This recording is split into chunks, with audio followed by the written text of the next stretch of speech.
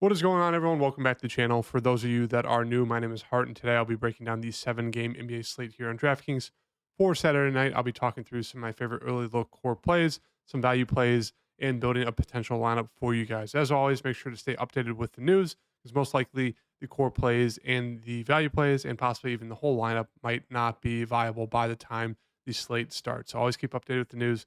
Hit that like button and subscribe. Make sure to follow me on Twitter. I'll have my updated core plays for tomorrow night on there, and let's get right into this breakdown.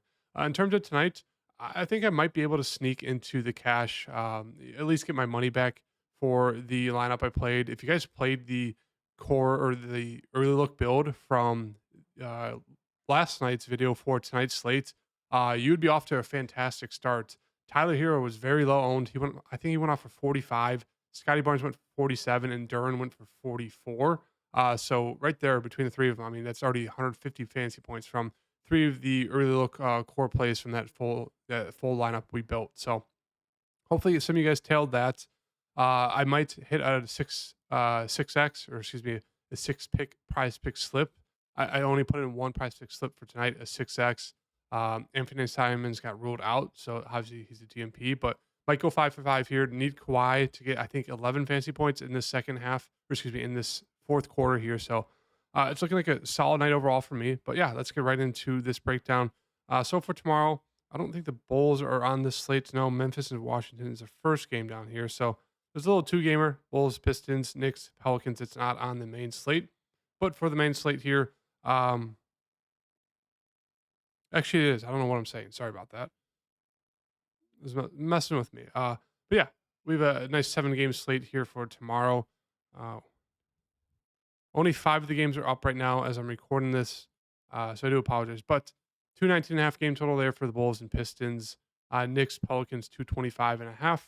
Grizzlies, Wizards, 225.5. 76ers, Raptors, 217.5. We don't have the Heat right now, and we're missing 2 more box scores there, but nothing too crazy. So jumping into this first game here, we have Memphis and Washington.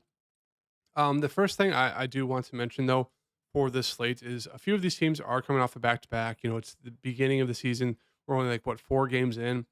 Could be a chance that some blowouts do happen just because of guys not having the full conditioning that they're used to. So could happen. Not saying we have to we should count on it, but I will throw it out there. So the first game we have is Memphis versus Washington. Memphis side, it's still the Desmond Bain and Jaren Jackson Jr. show. As I mentioned, Marcus Smart could be a really solid play, or should be a really solid play, and he was tonight. I think he went for 40 fantasy points. Jaren Jackson Jr. had a nice bounce back spot, and Desmond Bain struggled, but still, I think it's 3 great price tags for these 3 players who should lead the team in terms of usage and offense. So I like all 3. Xavier Tillman, but if I had to get to one, it'd probably be Smart just because of the price tag. I think it's more fair. It's a more fair price compared to the others where they're at. But still, all 3 are really solid plays. I think Tillman's actually a decent play. He flashed a decent ceiling, 48 the first game. I think tonight he went for 30 plus, so 5,300. It's a solid spot for him. The big news here is Santi. If he's back, they could possibly throw him in the starting lineup. Excuse me, or they could leave Zaire Williams in the starting lineup, and then Santi would be kind of the main guy off the bench, who would kind of take away minutes from Conchar, who, the first game did not play. Tonight he did play and actually did pretty decent, but he'd probably move back to the bench or maybe see only 5 to 10 minutes. Roddy and Laravia, they would lose minutes. They'd still play. Roddy would probably play more than Laravia, but still, it'd take kind of them out of that dart throw contention for me. D Rose is actually a really solid value play. I think he went for like 20, 25 plus fantasy points, 16 real life points tonight. So yeah, I do like D Rose down there. And then obviously it'd probably be Santi. I think he'd be a solid value play if there's no restrictions on him there. Otherwise, it's kind of the main 4 guys on the Memphis side. Washington. Only thing with Washington is they ran some really weird rotations and minutes there for the first game, and it blew out. So we don't really have the best picture on them, but we know it's going to be the Jordan Poole and Kuzma show. They should both shoot the ball 20 plus times, so I think they look really solid. Tyus Jones will kind of be the third option there. I had a solid first game. Price did come up to 6,000. I just think there's better options to get to, but I think he's okay if you do land on him. Denny, I do like Denny a lot here. As I mentioned, a guy that can do a little bit of everything, kind of like Kyle Anderson. That's kind of his role type. 9 points, 7 rebounds, 5 assists. Should see mid 20s, maybe even close to 30 minutes. So I do like Denny a lot. Probably the most appealing to me right now is Denny. Gafford does has a ceiling. He has a solid ceiling. It's just, can he stay out of foul trouble? Last game he did not. If he can, should play probably close to 30 minutes and could go for 30 plus. Delon Wright will be the guard off the bench. Played 25 minutes. Actually did really, really solid there. Definitely helped out that the game blew out, so did get a few extra minutes, but he's okay. They will throw Bilal in there, but not going to be aggressive offensively. You really need the other stats, and he's just too pricey for me to kind of rely on that for. They'll throw in some Kispert, mid 20s minutes, really score independent. And then Gallinari actually did really, really well. He just did not see the minutes. So if a game stays close, I do think he should see about 20, maybe closer to 25 if he's actually playing really, really well. So I think he'd probably be my favorite target off the bench there for Washington. On the next side here, as we know, it's the Randall Brunson show. Randall's really struggled the first game. He struggled once again tonight. And then Brunson, the first game did solid. And then tonight he actually did really well. Went for 45 fantasy points. I think close to 30 real life points. So I'd still prefer Brunson over Randall, but I do think, Randall's going to have a nice bounce back spot here, even though it's a tough matchup. Barrett is always the contrarian play there. It's a solid price tag. It's just, you really need, Brunson or Randall to struggle. Rarely do all three have a really, really good game. So if you go with Randall or Barrett, you're really expecting Brunson or Randall to struggle and Barrett to really step up there. Quickly, too pricey for me for a guy coming off the bench, even though he's been decent. I do like Mitchell Robinson. I think it's a solid contrarian play here, 5,000. Garden J-Val. It's just, can he stay out of foul trouble? If you can, he should see 30 plus minutes. Or excuse me, he should see probably around 30 minutes. And he has double-double upside. He can get blocks as well. So he's a guy that has a solid upside. It's just, can he stay out of foul trouble?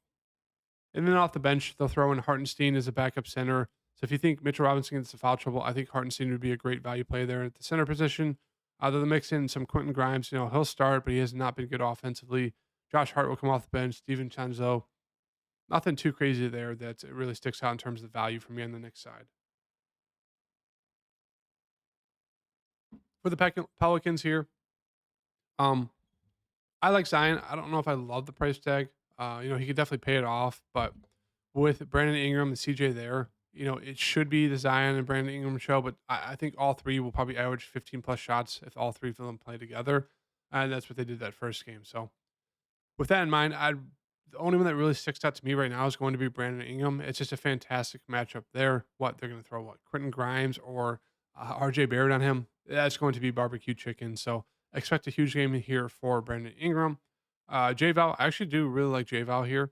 It's another one of those center plays that has massive upside. It's just, will the dude stay out of foul trouble? He did the first game here. Then, put up a decent 31 and a half fantasy points, only 29 minutes. So once again, I do think J-Val is a very, very solid option. Herb Jones, if he's going to be playing mid 30s, if not closer to 40 minutes at 5,000, it definitely feels a little bit too cheap there. Even though he's more defensive minded, he still can knock down some shots. Larry Nance is only an option if you think J-Val gets in foul trouble. He'll probably play around 15 minutes off the bench. They'll mix in some Daniels, who'll play around the same 15 minutes, and they'll mix in some Kira Lewis Jr., probably around 10 minutes. So nothing too crazy there in terms of value that I really like. On to Chicago and Detroit. Chicago side, I think it's three really, really solid options here. DeMar, Vooch, and Zach LaVine. The Bulls did just go to overtime tonight, so the box scores haven't loaded in yet, but Kobe White and Alex Caruso both went for, I think, 42 fantasy points each. So I do think people will chase that. Do not chase that. It went into overtime. They pretty much had their ceiling games.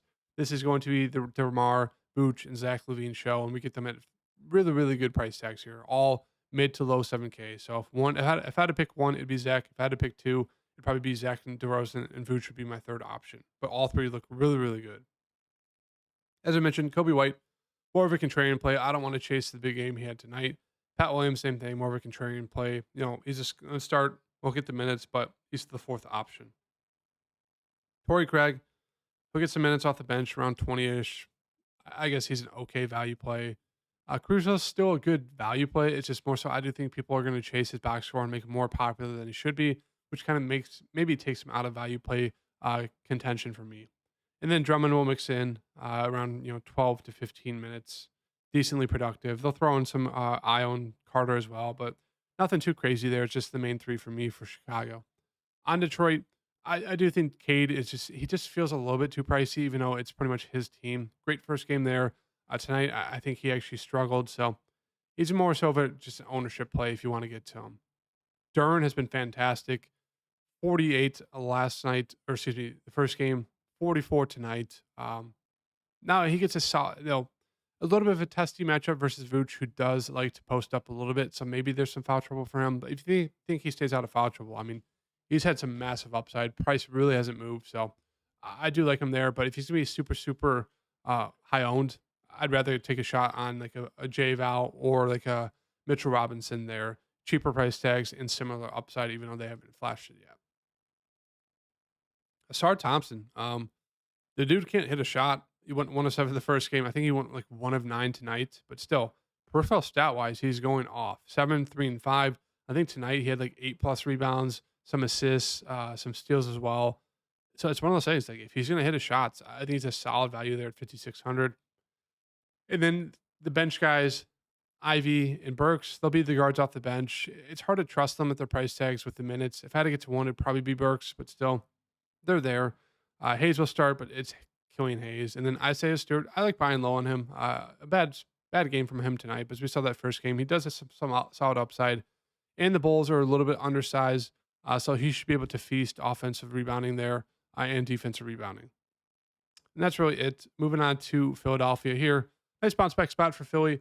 Obviously, it's going to be the Embiid and Maxey show.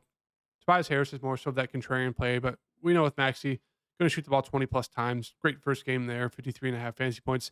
Still way too cheap there at 8,200.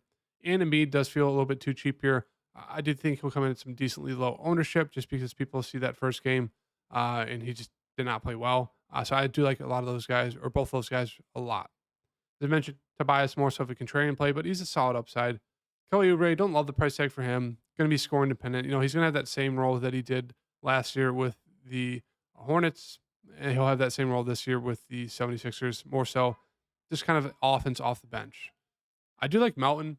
He really burned. I think he was pretty popular that first game, the first night. Really burned a lot of people. Only 23 fantasy points, 3 of 10 shooting, 25 minutes. I do expect him, if it's a normal game, he's doing decent. He should see probably 30 minutes, if not more. So I like buying low on Melton here.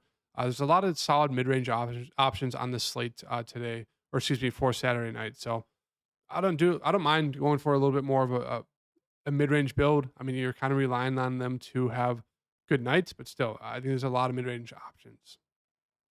And then they will mix in some, PJ Tucker will start, but he's PJ Tucker.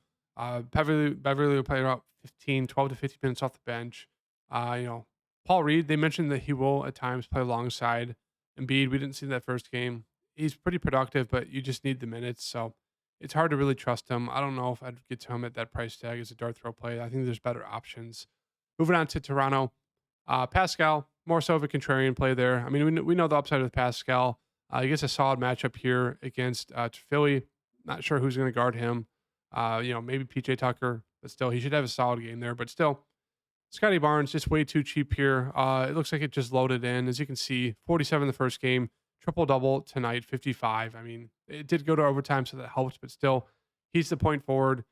He can do everything. It's just way too cheap of a price tag for a guy who's getting that usage right now. So love Scotty there, 7,400.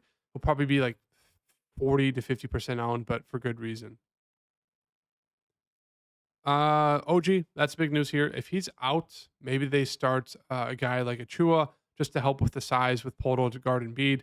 Maybe they start Gary Trent, so definitely keep an eye on that. I think whoever starts of the two looks really solid, and the other one looks solid off the bench. There is solid value. I don't mind Poto.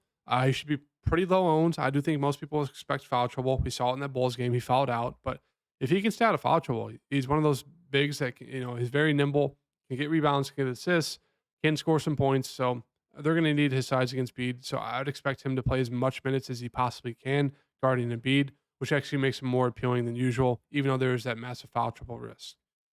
Schroeder played 35 minutes, did not shoot the ball well, but still went for a double-double, 10 points, 10 assists. So I think we're getting Schroeder at a very solid price tag. He's been super aggressive the first 2 games, so I do like him here at 5,500.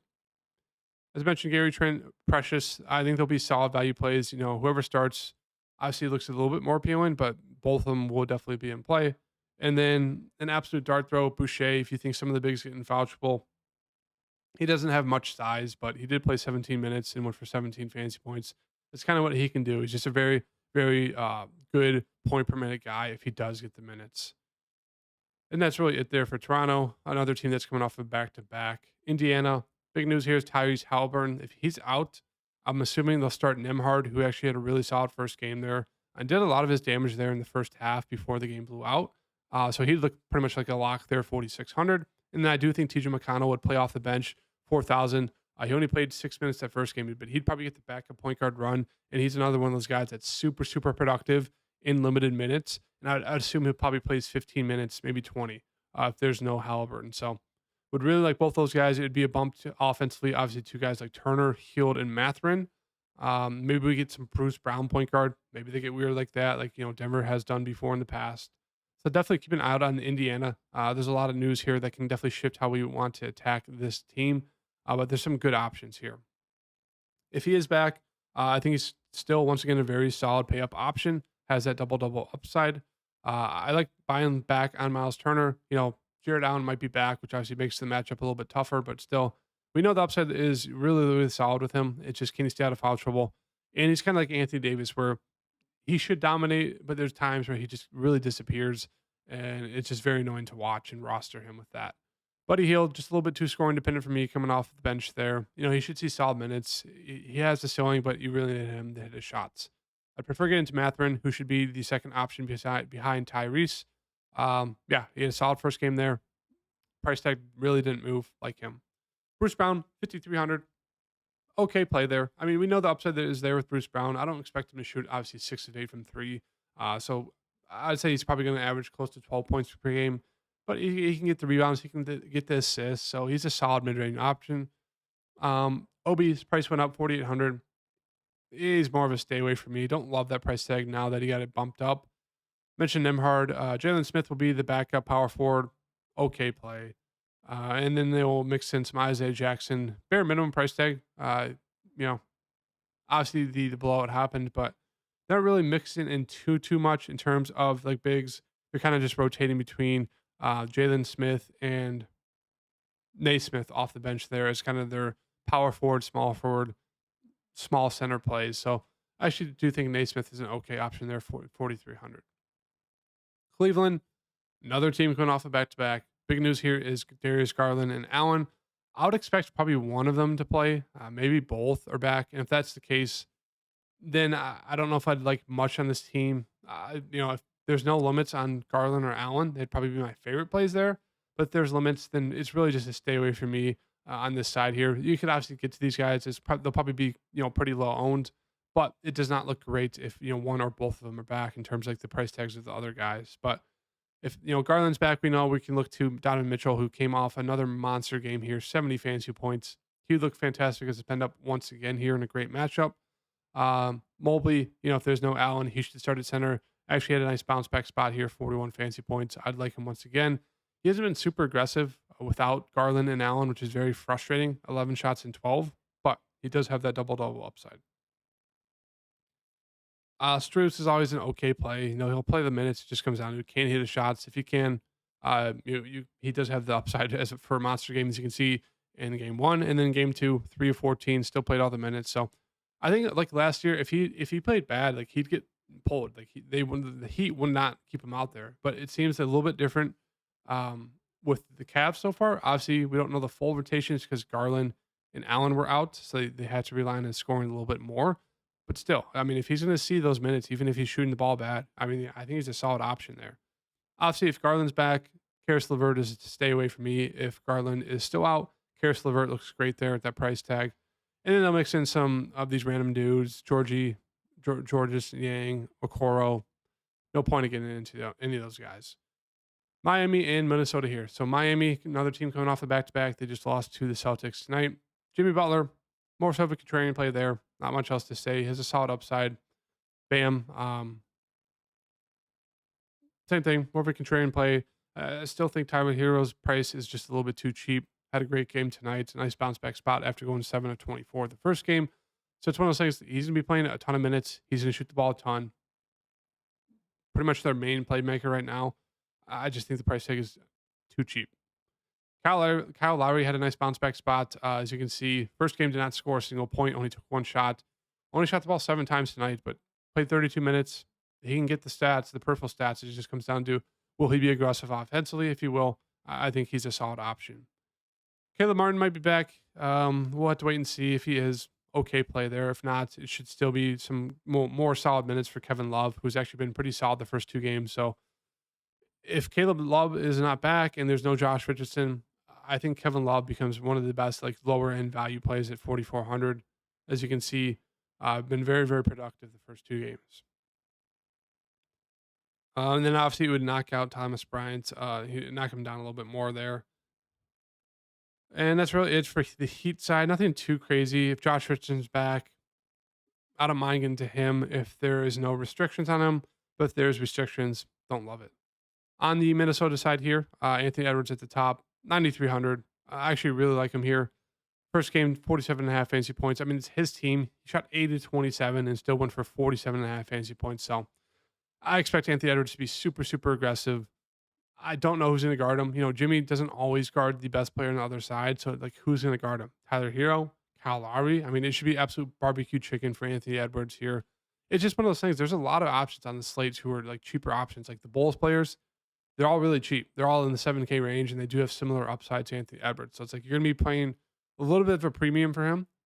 He's definitely a little bit more consistent in terms of his upside, but still, it's one of those things where it's like, you can pay 7,200 for Zach LaVine, who's similar upside to Anthony Edwards, and he's $2,000 cheaper, and he'll probably be a little bit lower owned. So that's kind of the dilemma there with wanting to pay up for a guy like Anthony Edwards. Like Tyrese Maxey has similar upside as well to Anthony Edwards. It just kind of comes down to can you fit him in the lineup in terms of like the position, like if you're going to go with more guard center lineup or if you're going to throw him in the small forward position. Towns solid upside there. Don't mind him. Gobert, I mean, Gobert is just Rudy Gobert. Great first game there, but I don't trust this dude. It's going to be hard for him to stick with Bam Adebayo, so more of a stay away from me. And that's really it's not much interest in any of these other guys like Conley, Naz Reid off the bench, mid-20s minutes. I guess he's an okay play there at 4,400. He is decently productive. If Walker starts again, you can definitely look to him. Not going to be super aggressive. They both throw some Milton off the bench there. I think right now Kyle Anderson might be my favorite play. 30 minutes first game. As I mentioned, a guy that can do a little bit of everything. So I think he comes in at a very solid price tag. So I'm going to throw him in there for now. And then coming on to this last game here, Utah versus Phoenix. On the Utah side here, it's the Lauri Markkanen show. So I think he looks really, really solid there as a spend up. I do like Clarkson if he's going to start again. He should be super aggressive there. Good matchup here against the Suns, who should probably be down Booker and Beal once again. So it should be an absolute track race between these two teams. Not a lot of defense. So there's a lot to like here. Really like Clarkson. Really like Markkanen. Kessler's a solid option here. We know the upside is there with him. He did not have a good first game. John Collins, more so of a contrarian play there. I actually don't mind him. It's a solid price tag. Going to be like the third, fourth option, but 5,000 for their starting power forward. 30 plus minutes, 5,000. Kind of like John Collins. Horton Tucker, it's just a stay away from me.